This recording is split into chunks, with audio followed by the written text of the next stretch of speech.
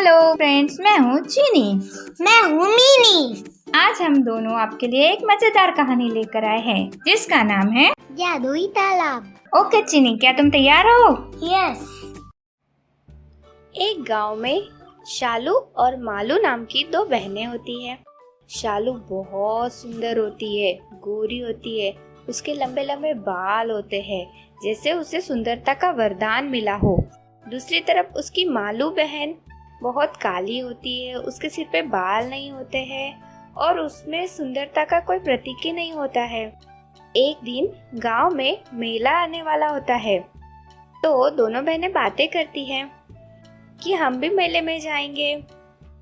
मालू भी मेले में जाने के लिए बहुत उत्साहित होती है, लेकिन शालू उसका मजाक उड़ाती है।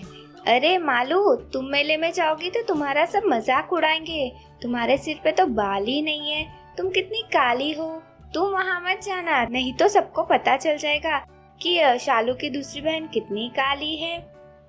ऐसे किसी का मजाक नहीं उड़ाना चाहिए। मालू को कितना बुरा लगा होगा ना चीनी। आगे क्या होने वाला है चीनी? देखते हैं आगे कहानी में क्या होने वाला है। मालू वो सुनकर बहुत दुखी हो गई और उदास होके वो जंगल में जाने लगी ताकि उसे कोई देखे ना। लेकिन वो मन की बहुत साफ थी। वो रास्ते से जाते हुए उसे एक पेड़ के नीचे बहुत सारा कचरा दिखा। वो उसे साफ करने लगी तो पेड़ ने उसे धन्यवाद दिया। वो उसे हाथ जोड़कर आगे जाने लगी। आगे गई तो केले के झाड़ जो होता है ना, उसका केले की फली लटकी हुई थी। उसने मालू से मदद मांगी। मालू ने कहीं से एक लकड़ी का डंडा उठाकर उसे आधार दे दिया। फिर उसे हाथ जोड़कर आगे जाने लगी। तब आगे उसे एक साधु बाबा मिले। साधु बाबा चीनी, फिर तो कोई चमत्कार हुआ होगा चीनी। हाँ, फिर एक चमत्कार हुआ, चलो देखते हैं। फिर वो साधु बाबा को नमस्कार करके रोने लगी। उसने कहा, साधु बाबा, मैं बहुत दुखी हूँ और अब मैं जीना नहीं चाहती। तो साधु ने आंखें खोली और उस तरफ देखकर कहा कि थोड़ी दूर जाकर एक तालाब आने वाला है, उसमें तुम एक डुबकी लगा कर आओ। तो मालू वहाँ गई और उस तालाब में उसने एक डुबकी लगाई। जैसे उसने तालाब में डुबकी लगाई, वो बहुत सुंदर हो गई। उसके लंबे लंबे बाल हो गए, वो गोरी गोरी हो गई। उसे भी सुंदरता का आशीर्वाद मिल गया था। वो बहुत खुश होके साधु बाबा के पास गई। उसने साधु बाबा को नमस्कार किया और उनसे आशीर्वाद लिया।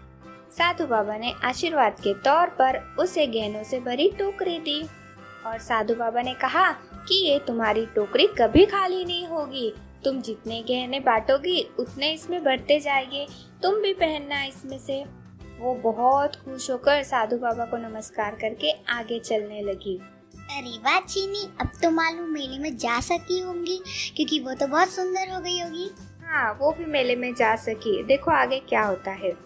आगे जाते जाते उसने जो केले के पेड़ की मदद की थी, उसने भी अपनी एक टहनी तोड़ कर दे दी और कहा कि जब जब तुम इस टहनी को हिलाओगी तुम्हारे घर में स्वादिष्ट स्वादिष्ट व्यंजन बन जाएंगे और तुम सबको खाना भी खिला सकोगी भूखों को।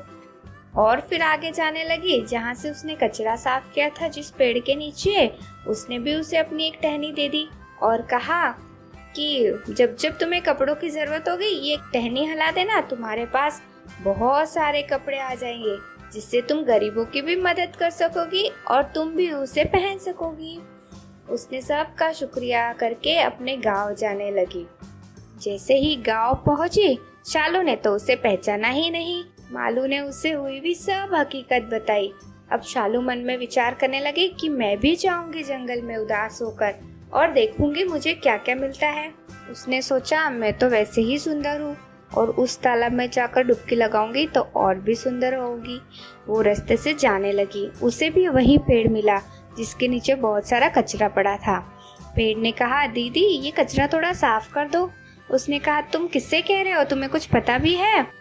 वो ऐसे ही आगे जाने लगी। उसने केले के पेड़ की भी मदद नहीं की और जाकर साधु बाबा को नमस्कार किया। साधु बाबा ने कहा, वहाँ दूर ही तालाब है, तुम उसमें नहा लो। तो वो गई तालाब के पास और उसने डुबकी लगाई। वो थी तो पहले से ही सुंदर, बाद में वो और भी ज्यादा सुंदर हो गई। लेकिन उसके मन में लालच था। उसने एक और डुबकी लगाई एक और डुबकी लगाते जो जादू हुआ, उसके पूरे बाल झड़ गए, वो गोरी की काली हो गई। फिर वो रोते रोते साधु बाबा के पास गई। साधु बाबा ने कहा, तुमने लालच किया था ना, उसी का फल है। अब जाओ तुम घर पर, कभी लालच नहीं करना। और फिर वो रोते रोते घर पहुंच गई। कैसी लगी हमारी जादुई तालाब की कहानी?